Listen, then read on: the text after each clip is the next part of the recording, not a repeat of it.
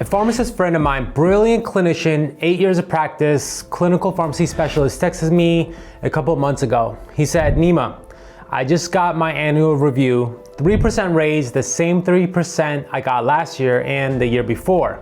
I have a doctorate, I manage a panel of complex patients, and I am one bad performance review away from losing everything I've built.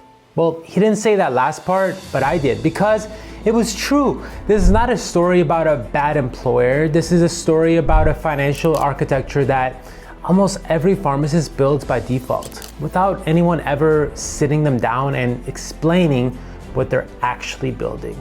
A career that trades time for money at a fixed rate with zero leverage and complete dependence on a single entity to determine your financial ceiling. We are going to talk about that today. Not to shame anyone, not because I have it all figured out, but because I have made most of these mistakes myself, and because nobody gave me this conversation when I needed it. This is the video I wish someone had made for me the year I graduated pharmacy school. There are 5 money mistakes that I see pharmacists make consistently across settings, across specialties, across years of experience. And every single one of them has the same end result.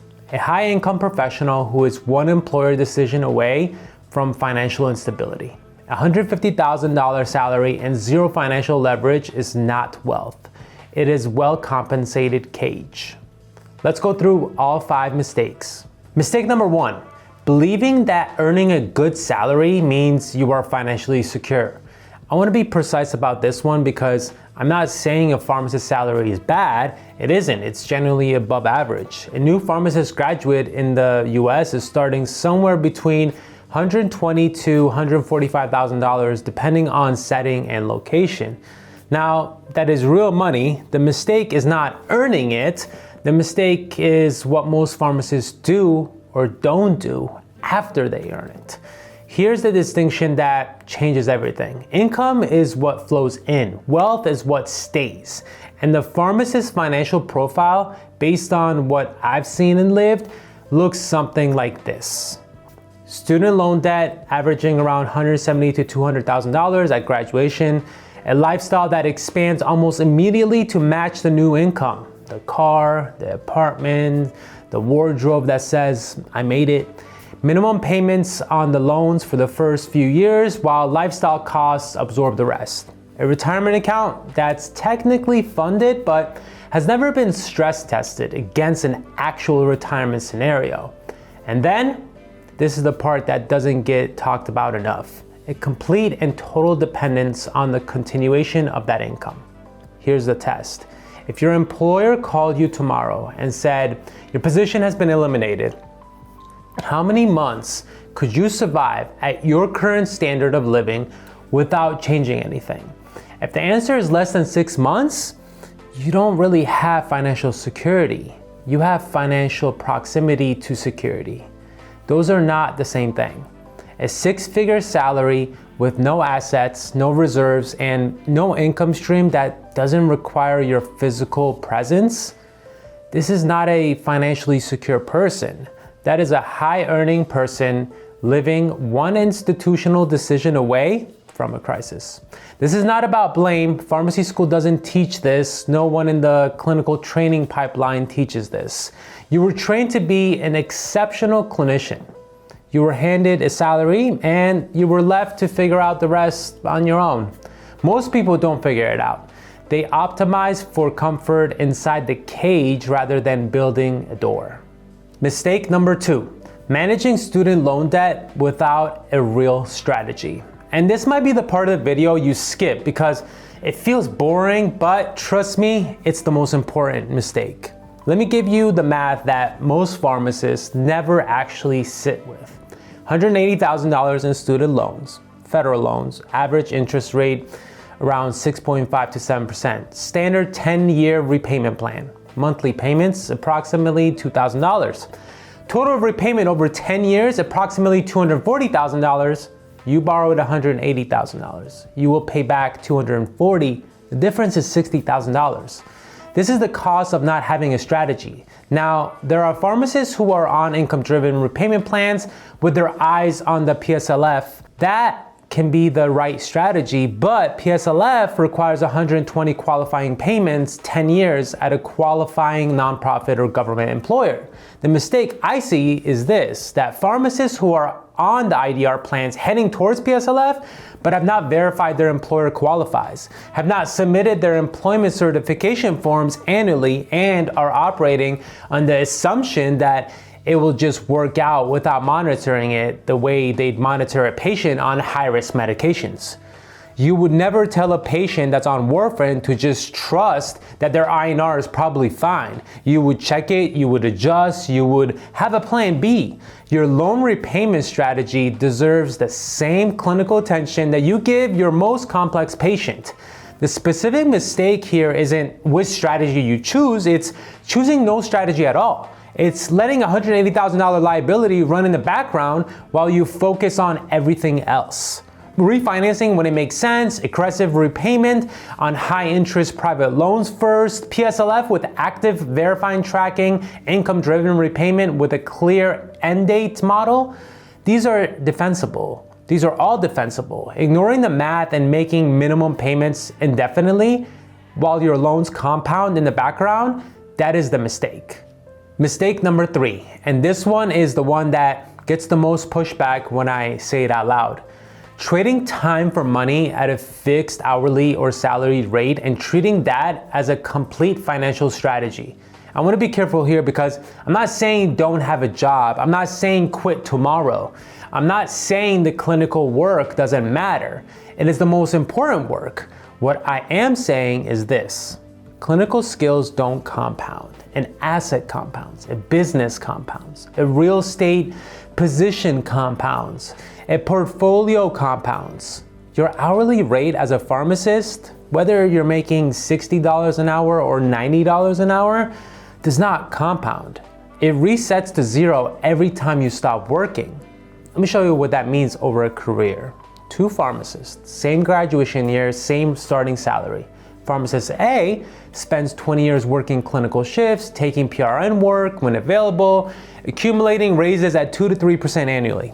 At year 20, Pharmacist A's income is higher than year 1, but it is still entirely dependent on their continued physical presence and employment.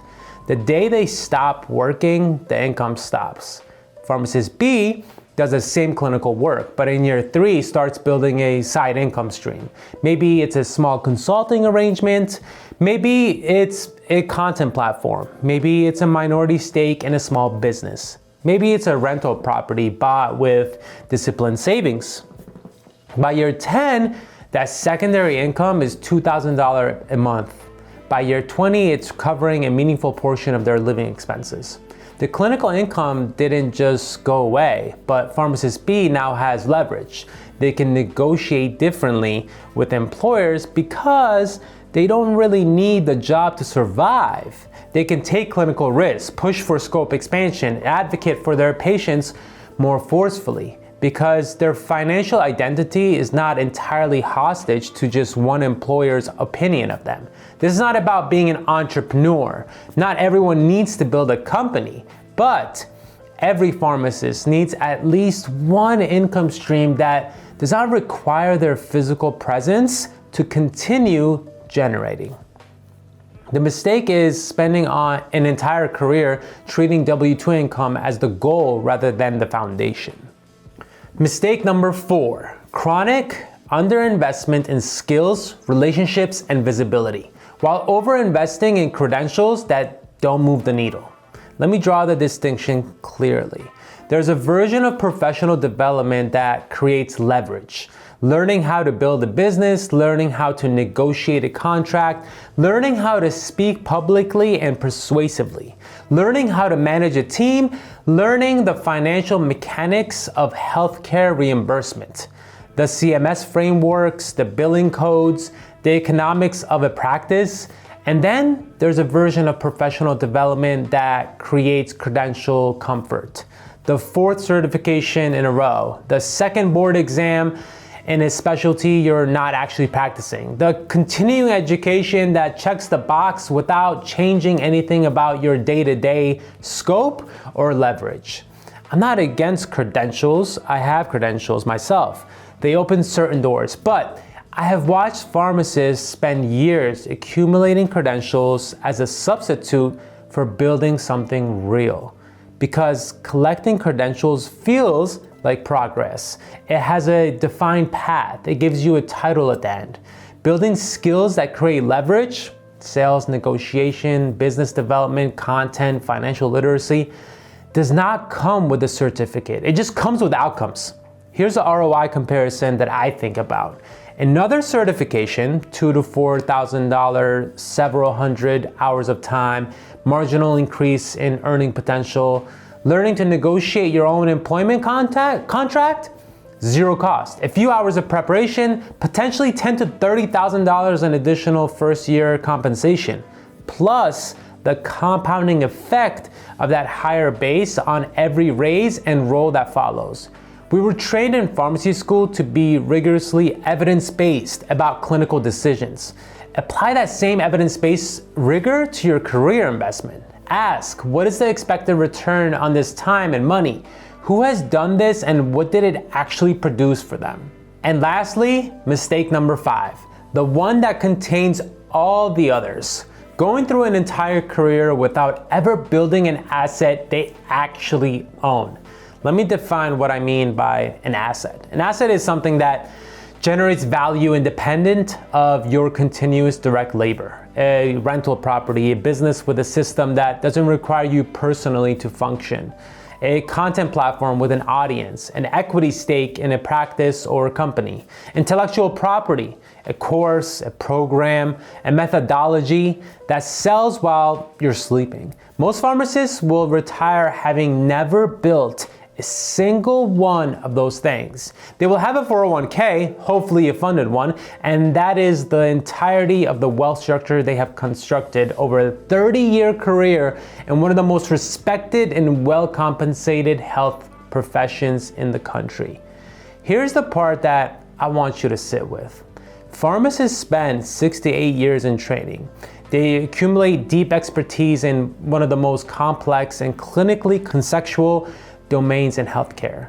They understand drug mechanisms, patient physiology, insurance systems, clinical guidelines, and how to communicate complicated medical information to patients, physicians, and even payers. That is an extraordinary skill set, and the default monetization strategy for that skill set is get hired, receive a salary, repeat until retirement.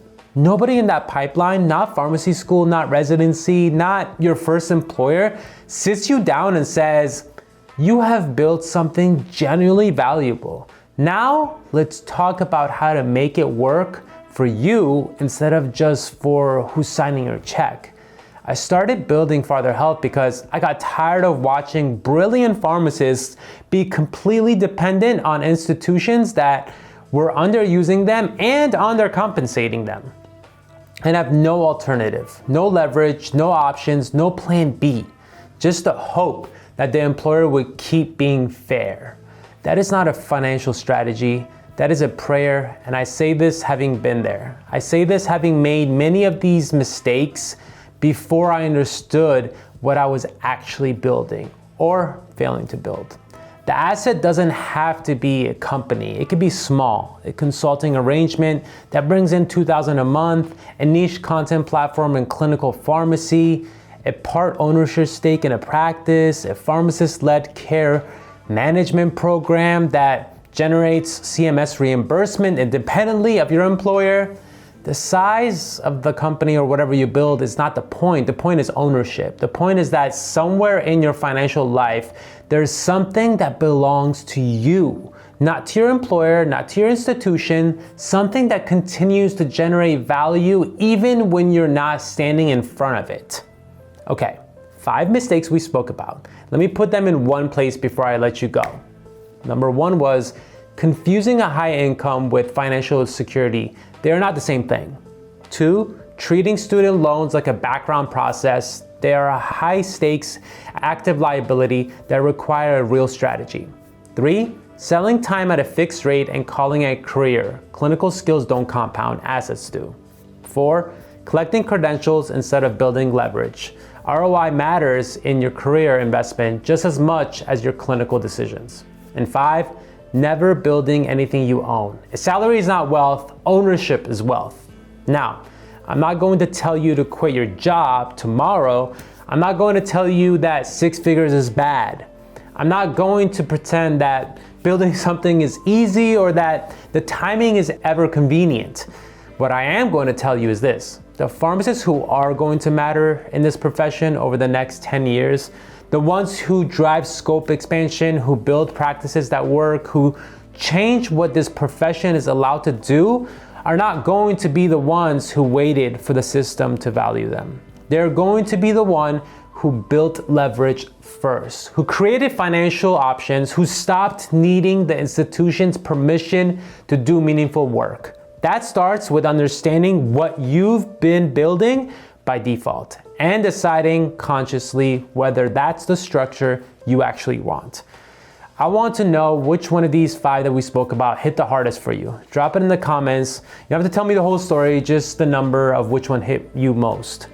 And if you want me to go deeper in any of these, the loan strategy, the asset building playbook, how I structured the financial side of Pharther Health, tell me that too. That's what the next video is going to be built on.